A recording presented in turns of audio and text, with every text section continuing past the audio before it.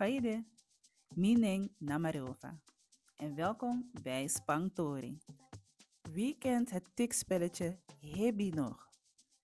Je tikte iemand aan, zei Hebby en rende dan zo snel mogelijk weg. We gaan het vandaag hebben over dat woord, Hebby.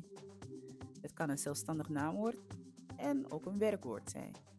En beide hebben ze natuurlijk te maken met het begrip tot last brengen of iets zwaarder maken.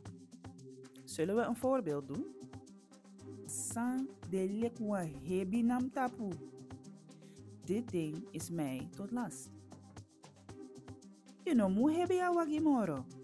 Je moet de wagen niet zwaarder beladen. De eerste zin is met een zelfstandig naamwoord hebi en de tweede zin is met het werkwoord. Sla deze video op, zodat je er altijd mee kan oefenen. Volgende keer zie ik je graag weer terug bij Spangtori en Tamboom.